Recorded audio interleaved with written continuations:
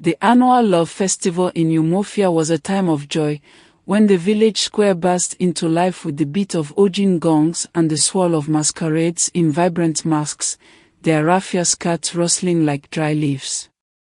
Women adorned their hair with coral beads, and men shared jugs of frothy palm wine, their laughter mingling with the scent of roasted goat and groundnut stew wafting from open fires. Welcome to Zoe's Ancestral African Folktales, a place where ancient wisdom, magic, and storytelling come alive. Don't forget to like, subscribe, and hit the bell so you never miss a tale from our ancestors. Children darted through the crowd, waving palm fronds and chasing fireflies as the moon rose, casting a silver glow over the thatched roofs.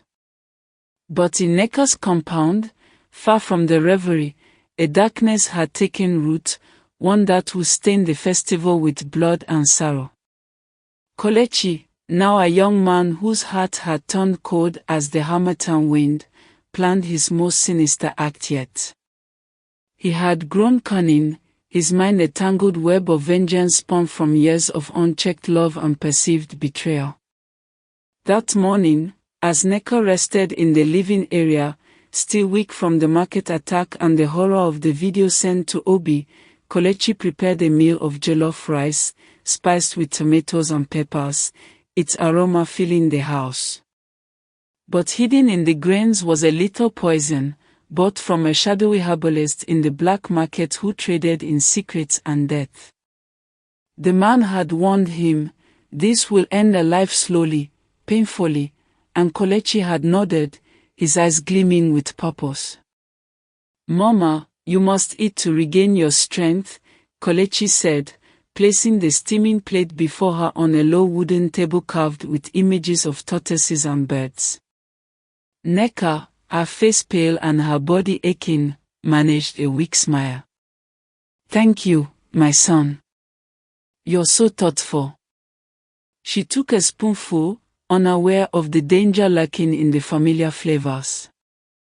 Kelechi watched, his hands folded calmly, but his heart raced with a twisted excitement. The festival drums outside pounded like a heartbeat, mocking the silence in the room. As Neka ate, her movements slowed, her eyes growing heavy. She clutched her stomach, a sharp pain slicing through her like a machete. Kelechi, she gasped, dropping the spoon, what have you done? Her voice was a whisper, her eyes wide with realization. Kelechi leaned closer, his face a mask of cold triumph. You betrayed me, Mama, he said, his voice low and venomous. You let them lock me in that cell. You chose Papa over me. This is your punishment. Neka's body trembled as she tried to stand, her wrapper slipping to reveal bruises from the earlier attack. She grabbed her phone, her fingers fumbling as she dialed Obi's number. Come home, she cried, her voice breaking. Kelechi, the words dissolved into a scream as the pain intensified, her body collapsing onto the mat. Kelechi lunged, pinning her to the floor, his strength overwhelming. In a final act of vengeance, he assaulted her, his rage blinding him to her fading breaths. Her screams grew faint, then stopped altogether, her eyes staring blankly at the ceiling, lifeless. Kelechi stood, his chest heaving, a twisted sense of victory washing over him like a wave. He covered Neka's body with a cloth, as if to hide his sin from the ancestors whose spirits lingered in the corners of the room. The festival sounds outside, children's laughter, the clink of calabashes, felt distant, a cruel reminder of the joy that once filled their home. Kelechi sat on a stool, his hands steady despite the blood on them, waiting for Obi. His mission was half complete, and he relished the thought of finishing it. The gods, he thought, would understand his justice, but deep down, a flicker of doubt stirred, quickly smothered by his anger. As the sun dipped below the horizon, painting the sky in hues of orange and purple, Obi returned home, his shoulders heavy from a long day at the farmers' council. He pushed open the wooden door, expecting to hear Neka's voice or the clatter of pots, but the house was eerily silent. "Neka," he called, stepping into the living area. His eyes fell on the cloth-covered figure on the floor, and his heart stopped. "Neka," he cried, rushing to her side, pulling back the cloth to reveal her lifeless face, her eyes open in a silent plea. He shook her, his hands trembling, but she was gone, her body cold as the clay pots in the kitchen. His gaze shifted to Kelechi, sitting calmly in the corner, a kitchen knife glinting in his hand. "What have you done?" Obi roared, his voice shaking the walls. Kelechi stood, his face devoid of remorse. "She deserved it, Papa," he said, his voice steady. "She betrayed me, and you're next." Before Obi could react, Kelechi lunged, the knife slashing through the air.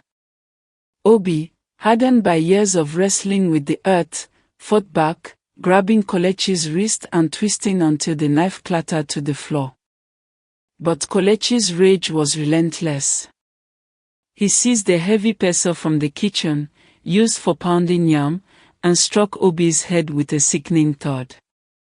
Obi staggered, blood streaming down his face, but he fought on, grappling with his son in a desperate struggle.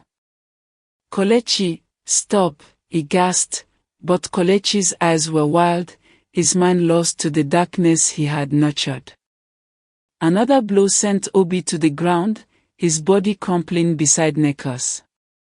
Kelechi stood over his parents, his breath ragged, his hands stained with their blood. He covered Obi's body with another cloth, as if erasing his crimes, and fled into the night. The village paths were lit by moonlight, the festival still alive in the distance. As Kelechi ran, his bare feet pounding the dusty earth, visions haunted him.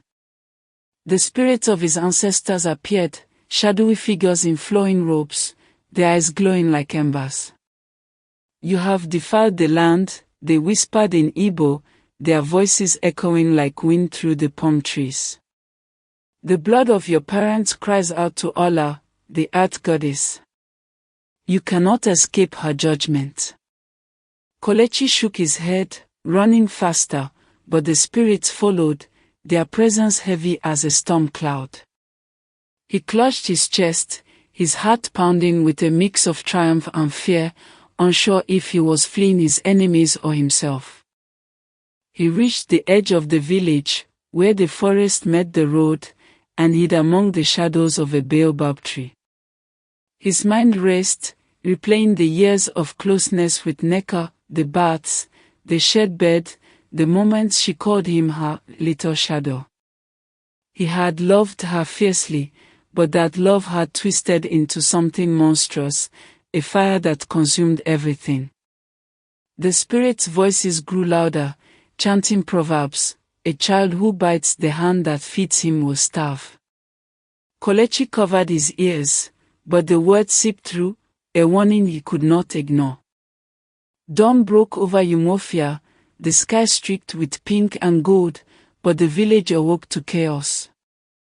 A neighbor, a kind woman named Adeko who often shared vegetables with Neka, came to borrow salt and found the bodies.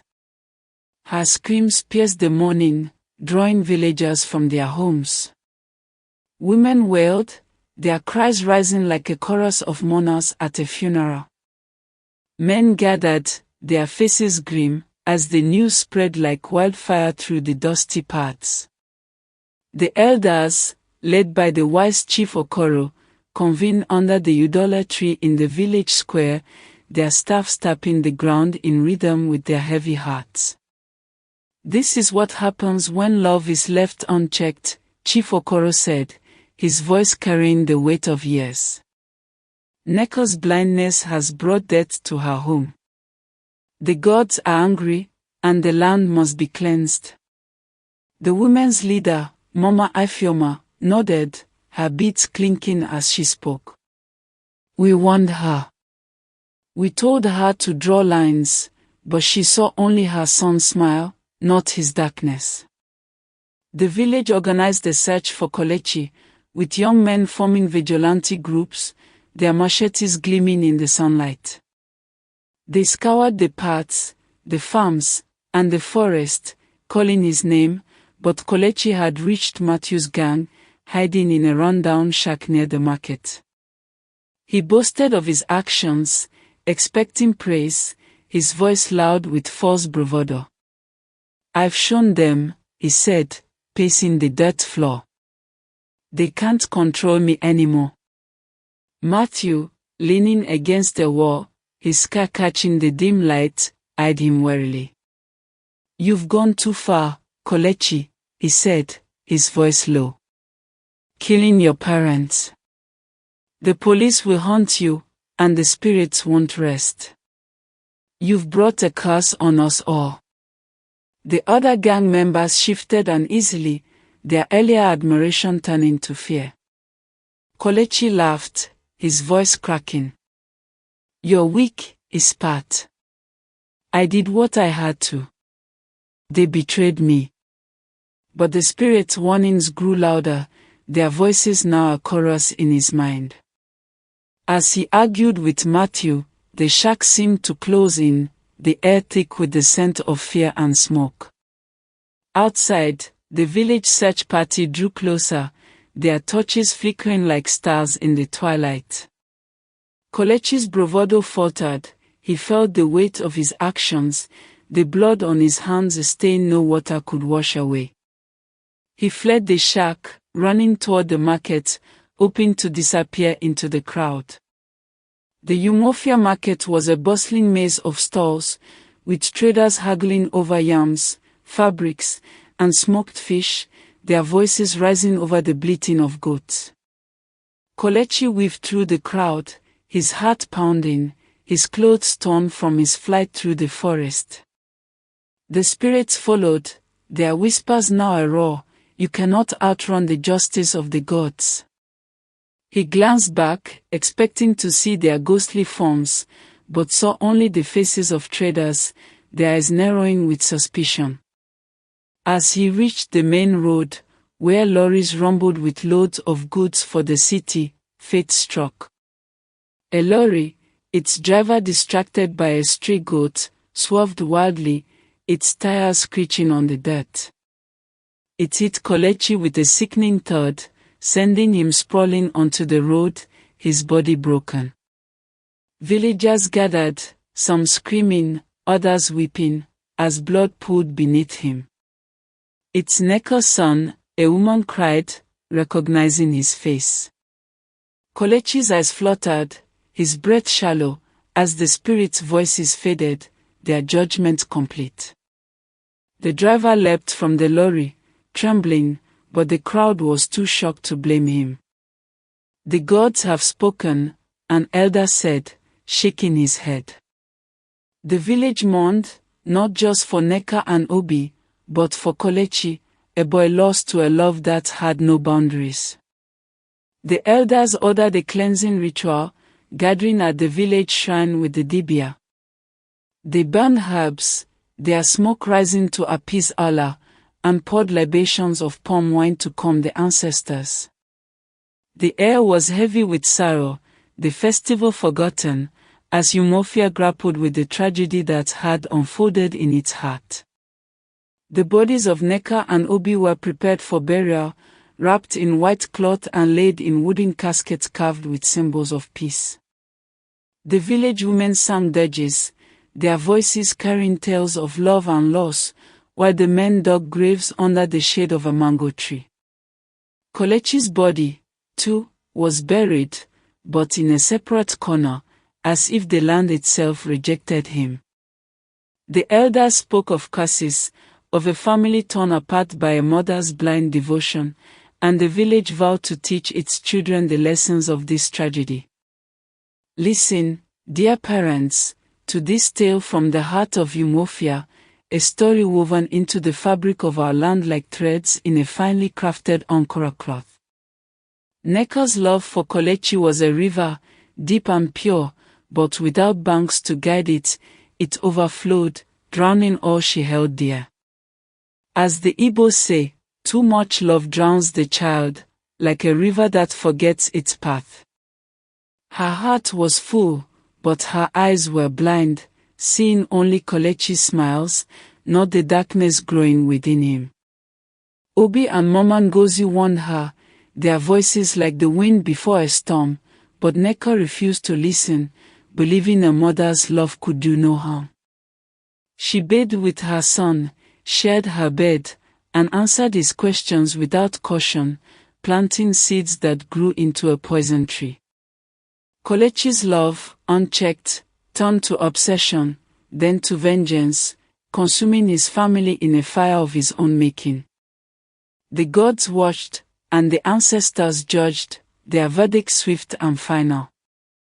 Parents, love your children, but guide them with discipline. Set boundaries as firm as the walls of a compound, for a child without limits is a storm without end. Heed the wisdom of those around you, husbands, mothers, elders, for their eyes may see what yours cannot.